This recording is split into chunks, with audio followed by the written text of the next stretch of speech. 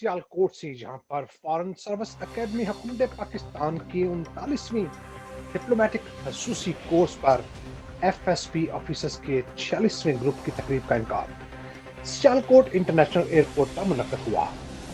मजीद तफसीलात जानते हैं डॉक्टर अली इमरान की इस रिपोर्ट। तकरीब से खिताब करते हुए chief executive officer Sialkot international airport major general retired Mohammad Abad Nazir ने कहा है कि सियालकोट की बिजनेस कम्युनिटी का सियालकोट इंटरनेशनल एयरपोर्ट और सियालकोट ड्राई पोर्ट जैसे मंसूबे कायम करके वतन अजीज की मस्बत तस्वर को उजागर किया गया है। फॉरेन सर्विस अकेडमी हुकूमत पाकिस्तान की शुरा से खिताब करते हुए उन्होंने कहा कि सियालकोट एयरपोर्ट अपनी मदद आपके तहत जरूर बना है, लेकिन इसमें हुकूमत पाकिस्तान की इजाज़त और मंजूरी शामिल न होती तो ये मनसूबा शुरू करना नामुमकिन होता। जबकि इस सिलसिले में साबिक सदर जनरल परवेज मुशर्रफ और major general retired Mir Haider Ali Khan की आला हिकमत अमली भी हिम्मत की हामिल है। Major general retired Mohammad Abad Nazir ने कहा कि सियाल की कामयाबी में एयरपोर्ट डायरेक्टरान के अलावा कॉर्पोरेट का शोबा फौरी फैसला करके एयरपोर्ट को तेजी से आगे बढ़ाता है, जबकि इसमें किसी भी किस्म की ब्यूरोक्रेसी शामिल नहीं होती। उन्होंने कहा कि अगर खुलूस से नीयत से काम किया जाए तो दुनिया में कोई भी काम मुश्किल नहीं होता और सियालकोट की बिजनेस कम्युनिटी ने बैनुल अक़वामी एयरपोर्ट इस असूल पर अमल करते हुए बनाया और कामयाबी हासिल की है। इस मौका पर वफद के सरबराह को सियाल की यादगारी शील्ड भी पेश की गई, जबकि chief executive officer Sialkot international airport major general retired Mohammad Abad Nazir को भी फॉरेन सर्विस अकेडमी की तरफ से अदारे का निशान पेश किया गया।